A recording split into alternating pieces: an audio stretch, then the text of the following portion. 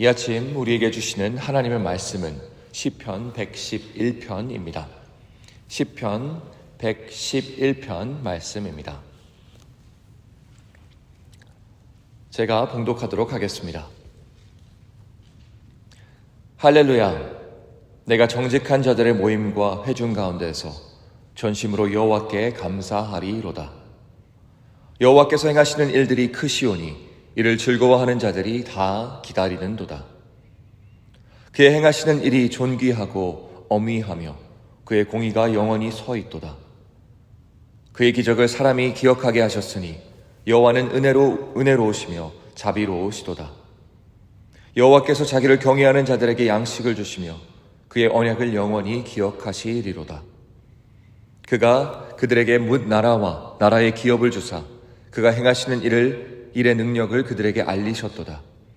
그의 손이 하는 일은 진실과 정의이며 그의 법도는 다 확실하니 영원 무궁토록 정하신 바요 진실과 정의로 행하신 바로다. 여호와께서 그의 백성을 속량하시며 그의 언약을 영원히 세우셨으니 그의 이름이 거룩하고 지존하시도다. 여호와를 경외함이 지혜의 근본이라. 그의 계명을 지키는 자는 다 훌륭한 지각을 가진 자이니 여호와를 찬양함이 영원히 계속되리로다. 하나님의 말씀입니다. 아멘. 나의 입술의 모든 말과 나의 마음의 모든 묵상이 주께 온전히 연락되기를 간절히 바라나이다. 아멘. 성도 여러분, 하나님을 경외하고 두려워한다는 것이 과연 무엇일까요? 그리고 여러분들은 하나님을 두려워하시나요? 또 경외하시나요? 여러분들도 당연히 들어보셨을 만한 어떤 한국 기독교 안에서 쓰이는 표현이 있습니다. 예수천당, 뭐죠? 그 다음에 불신지옥. 이 말이 예전에 부흥 강사님들이나 많이 쓰셨던 것 같습니다. 저는 이 표현이 가지고 있는 복음과 신앙에 대한 시급함과 긴급함을 그 강조함에 있어서는 제가 참 인정을 합니다. 하지만 그 이면에 작용하고 있는 어떤 처벌에 대한 두려움은, 그리고 그것으로 인한 우리가 믿음을 가져야 한다, 이런 것에 대한 생각은 좀 반대하고 또 신앙에는 도움이 되지 않는다고 믿습니다. 성도 여러분, 제가 여러분들께 말씀드리고 싶은 것은 하나님의 자녀들이 하나님을 경외한다는 것은 우리가 그분을 공포와 두려움의 대상으로 의식하는 것이 절대로 아닙니다. 오히려 우리가 하나님을 경외한다는 것, 이제 영어로 그리고 히브리어로는 사실 진짜로 두려워한다는 거예요. fear라고 나와 있는데, 우리가 그분을 깊이 사모하고 지극히 높여드리며 그분의 크심을 경험할 때 우리가 감동할 수밖에 없어서 그런 모든 것들을 우리들의 삶의 행동과 생각과 내리는 모든 결정들에 크나큰 영향을 주는 그 상태가 바로 우리가 하나님을 경외한다라는 것입니다. 시편 111편에서는 시편 기자는 하나님에 대해 이야기를 하면서 그분의 행하심과 그분의 신실하심과 그분의 언약을 통한 사랑의 약속을 통해서 하나님의 그 위대하심에 대해서 선포합니다. 이렇게 말하죠. 여호와께서 행하시는 일들이 크시오니 그의 행하시는 일이 존귀하고 어미하며 여호와는 은혜로우시고 자비로우시며 그의 언약을 영원히 기억하시리로다. 우리는 이런 고백을 통해서 이 시편 기자야말로 하나님을 깊이 경외한 사람인 것을 알 수 있는데요. 그가 그리는 하나님은 우리 인간들의 인생에 관여하시는 분이시고요, 도우시는 분이시고요, 또 우리의 삶 속에서 길을 만드시는 그런 분이십니다. 그리고 우리 성도들이 그분을 경외하는 방법이 바로 그렇게 위대한 하나님께서 우리 가운데서 역사하고 계심을 깨닫는 일입니다. 그 의롭고 선하신 하나님을 온전히 우리가 바라볼 때 우리의 연약함과 한계를 깨닫게 되겠죠. 우리 맑은 밤하늘을 수놓은 셀 수 없는 반짝이는 별들을 한번 이렇게 보신 적이 있으신가요? 저는 아직 못 가봤는데, 혹은 그랜드 캐니언 앞에서 그렇게 쭉 펼쳐져 있는 그 장엄한 광경을 목도하신 적이 있으신가요? 그런 것들을 봤을 때 어떤 생각을 우리가 하나요? 아, 참 내가 작구나. 이 모든 것을 창조하신 하나님이 참 크시구나. 성도 여러분, 우리가 하나님을 경외하기 위해서는요, 우리는 날마다 그분의 크심과 우리의 작음을 동시에 인지해야 합니다. 왜냐하면 그럴 때 비로소 그분이 우리에게 허락하신 예수님의 복음, 영생의 축복, 죄사함의 구속이 얼마나 큰지 비로소 깨닫게 되기 때문이죠. 그것이 얼마나 엄청난 일인지를, 그리고 그것을 가능케 하신 하나님의 사랑이 얼마나 놀라우신 것인가를 우린 그때 알 수 있는 겁니다. 두 번째로, 하나님을 경외함이 왜 우리에게 지혜가 되는지를 알아야 합니다. 하나님을 두려워하는 게 왜 나에게 지혜지? 성경 말씀이 우리들에게 하나님을 좋아하고 그분의 축복을 잘 누리는 것이 지혜라고 말하고 있지 않죠. 오히려 그분을 두려워하고 경외하는 것이 지혜라고 하는데, 그것은 이유가 있습니다.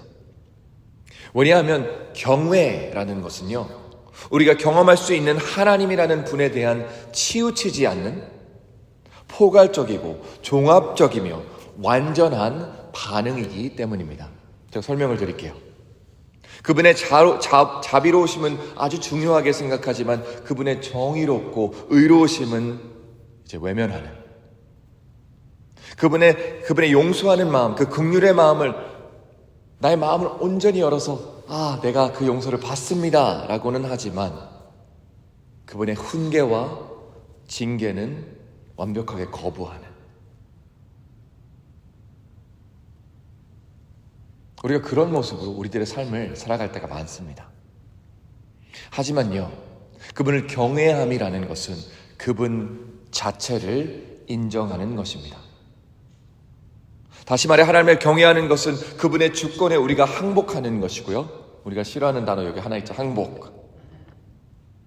그분의 명령에 순종하는 것이면요, 또 하나 있죠, 순종. 그분의 선하심을, 그리고 그 인자하심을 신뢰하는 것입니다.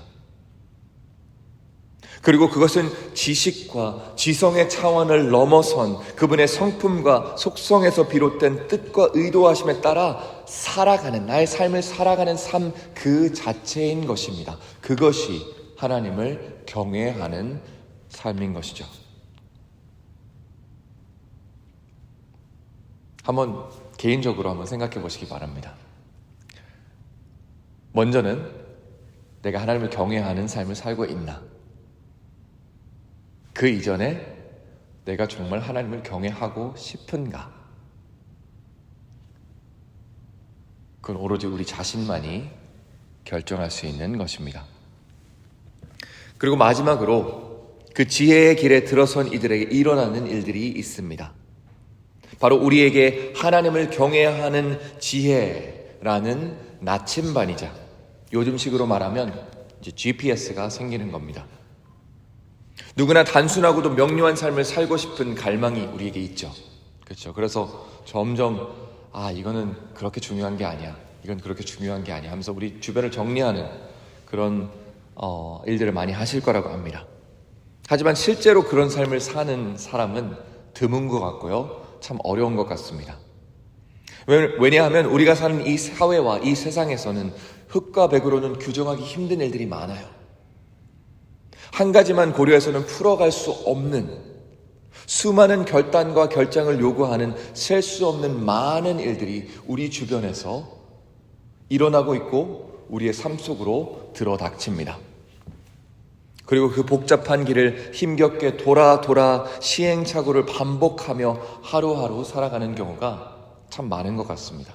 제 인생을 봐도 그래요. 하지만 하나님을 경외하며 살아가는 이들에게는 모든 것이 단순 명료해집니다. 우리가 더 이상 우선순위를 따질 필요가 없어져요. 왜냐고요? 그 경외하는 그분이 최우선순위가 되니까요. 이 상황, 저 상황, 그리고 그 상황들이 어떻게 상호작용을 해서 또 다른 상황을 낳을지 고민하고 힘들어할 필요가 없어집니다. 왜냐하면 그 상황들 자체보다 위에 계시며 그 상황을 단 한순간에 바꾸실 수 있는 하나님께서 우리의 온전한 주인이 되심을 우리가 고백하는 그 고백이 하나님을 경외하는 자들의 고백이기 때문입니다.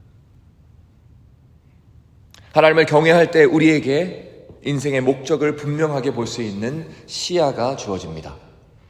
인생의 역경과 도전들을 헤쳐나갈 지혜가 주어지는 것입니다. 성도 여러분, 우리 다 함께 하나님을 경외하고 두려워하십시다. 매일 아침 그분의 말씀을 묵상하면서 하나님의 하나님 되심을 바라보십시오. 그분의 위대하심을 선포하시며 동시에 나 자신의 연약함을 고백하시며 그 채울 수 없는 차이를 채우시고 극복하신 우리 주 예수 그리스도의 나심과 죽으심과 부활하심의 십자가의 복음의 역사를, 그 은총을 되뇌이는 겁니다. 그것이 지혜로운 삶을 살기를 소망하는 모든 성도들의 길이자 생활 양식입니다. 저는 2024년도를 마무리하는 오늘 우리에게 이런 말씀이 주어졌다는 것이 우연이 아니라고 생각합니다. 어쩌면 하나님께서 우리에게 말씀하시는 것일 수도 있습니다. 누구누구야, 너가 별로 나를 안 두려워한 것 같아. 그렇게까지 경외한 것까지는 않아. 그런데 2025년도에는 나를 경외하고 나를 최우선순위로 하고 나를 가장 먼저 두면, 그러면 너의 2025년도가 단순해질 수 있다. 지극히 행복해질 수 있다. 그렇게 말씀해 주시는 것 같아요. 시편 111편 10절에서 이렇게 말합니다. 여호와를 경외함이 지혜의 근본이라. 그 계명을 지키는 자는 다, 이렇게 나오죠.